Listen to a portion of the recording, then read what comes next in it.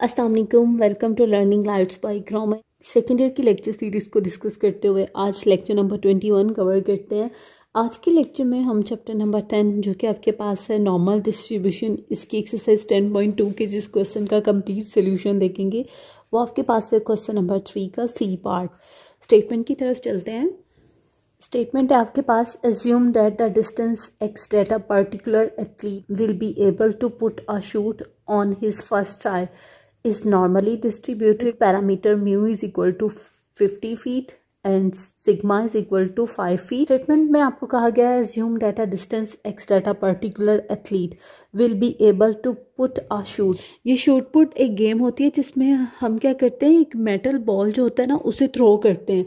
जितना बॉल ज़्यादा distance cover करता है ना वो ये इंडिकेट कर रहा होता है कि जो एथलीट है उसने एक अच्छा रन किया, ये एक अच्छी गेम प्ले की है। तो उसमें कहा गया है कि एक फर्स्ट ट्राई जो डिस्ट्रीब्यूशन है वो नॉर्मली है। पैरामीटर्स आपको दे दिए गए हैं, तो मैं पैरामीटर्स लिखती हूँ। सबसे पहले mu is equal to 50 feet and sigma is equal to 5 feet. What's the probability that he tosses it not less than 55 feet. जो टॉस है वो बेटा इंडिकेट कर रहा है डिस्टेंस को, क्योंकि वो जो डिस्टेंस है is not less than 55 feet, के 55 फीट से लेस देन नहीं है।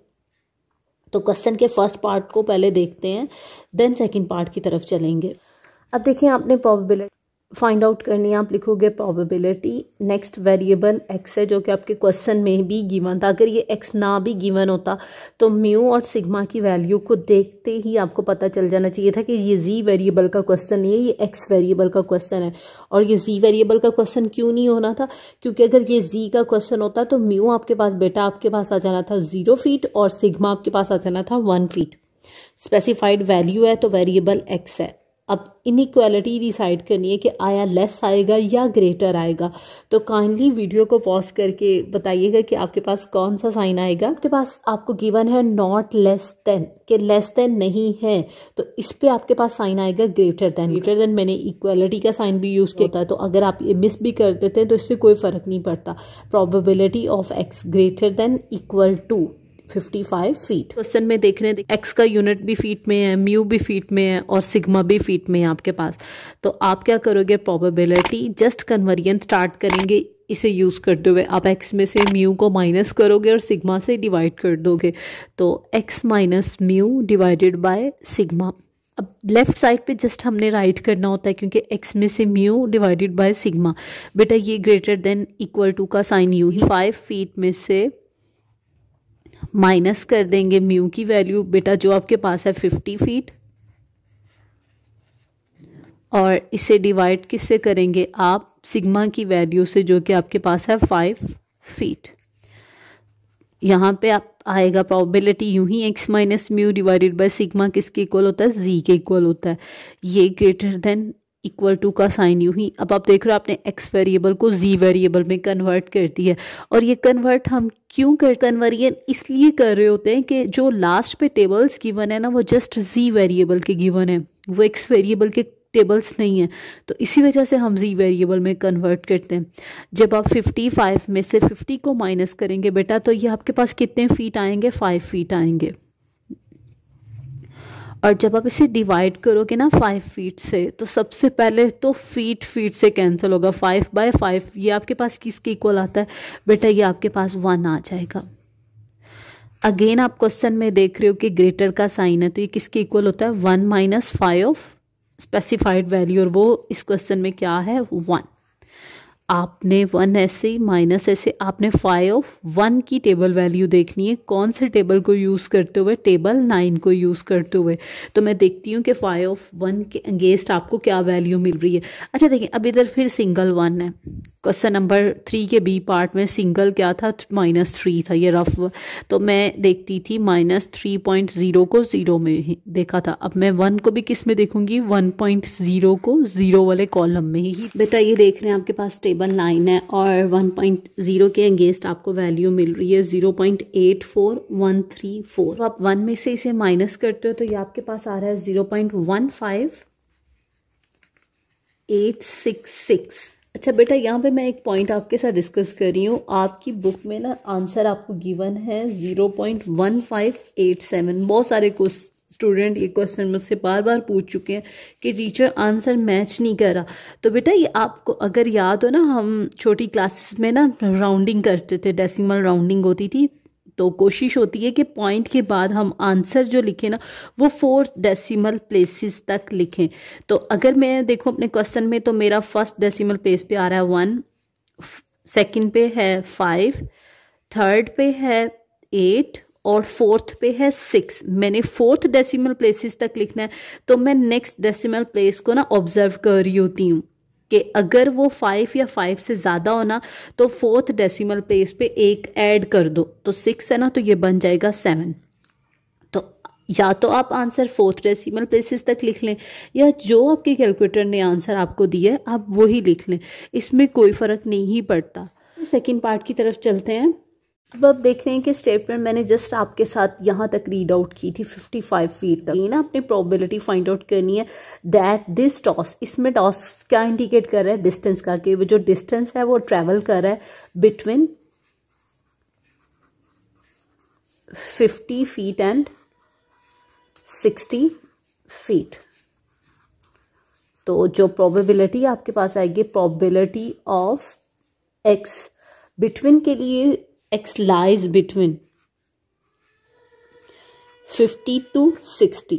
तो ये याद रखिएगा, मैं काफ़ी डिटेल से आपके साथ बिटवीन का केस भी करवा चुकी हूँ कि इसमें हमेशा जो रेंज स्टार्ट होती है ना वो लोएस्ट यूनिट होती है। तो इसे कॉल कैसे करेंगे, probability of x lies between 50 to 60 feet.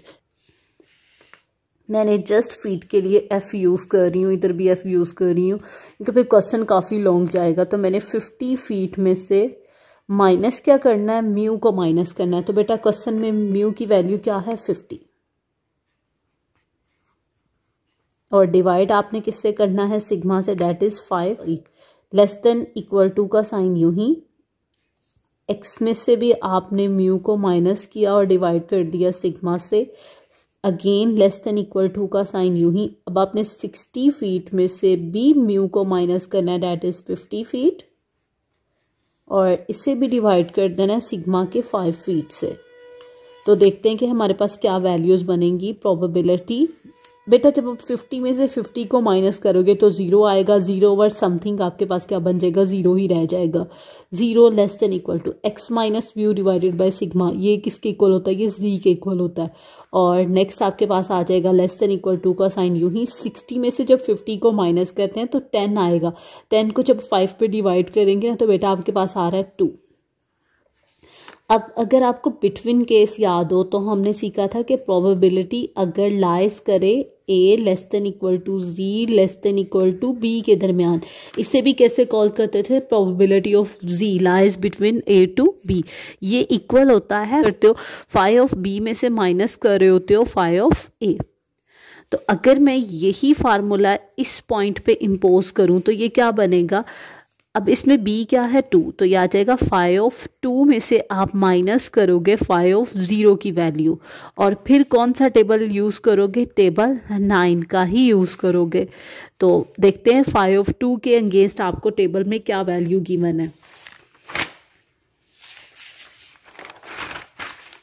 बेटा ये देख रहे हैं कि टेबल 9 है, अगेन 2 को आप किस में देखोगे, 2.0 को 0 में ही देखोगे। तो ये आपके पास वैल्यू गिवन है 0.97725। बेटा ये माइनस का साइन यूं ही। अब आपने फाई ऑफ 0 की वैल्यू देखनी है, तो देखते हैं कि फाई ऑफ 0 पे आपको क्या वैल्यू गिवन है। ये देखिए फाई ऑफ 0 पे आपको वैल्यू गिवन है 0.50000, यानी कि ये इंडिकेट जस्ट 0.5 ही कर रहा है। मैं खैर कंप्लीट लिखती हूँ 0.50000। और जब आप 0.97725 में से ये वैल्यू माइनस करते हैं तो देखते हैं कि हमारे पास क्या आंसर आ रहा है। 0.97725 माइनस 0.5, ये बेटा आपके पास आ रहा है 0.47725। और अगर मुझे इससे पॉइंट के बाद 4th डेसिमल प्लेस तक लिखना है तो मैं कैसे लिखूंगी, मैं लिखूंगी 0.477। अब मेरा 4th डेसिमल प्लेस है और आप देख रहे हैं कि इस पे नेक्स्ट क्या गिवन है, 5 गिवन है, तो ये राउंड हो जाएगा 3 में। तो ये था बेटा आपके पास क्वेश्चन नंबर 3 का सी पार्ट। जिसमें आपने 2 पॉइंट्स पे प्रोबेबिलिटी फाइंड आउट करनी थी, जिस पे फर्स्ट पे था नॉट लेस देन 55 और सेकंड पे आपको बिटवीन केस गिवन था 50 to 60 पे। तो इसका कंप्लीट सोल्यूशन मैंने आपके साथ डिस्कस किया है। स्टिल अगर आपको इस क्वेश्चन में कोई प्रॉब्लम होगी तो आप कमेंट सेक्शन में पूछ सकते हैं। इसके साथ आज का हमारा लेक्चर फिनिश होता है। लास्ट ऑफ सबसे रिक्वेस्ट है, प्लीज़ चैनल को लाइक और सब्सक्राइब कीजिएगा, अपने दोस्तों के साथ शेयर करें। अपना ख्याल रखिएगा। अल्लाह हाफिज़।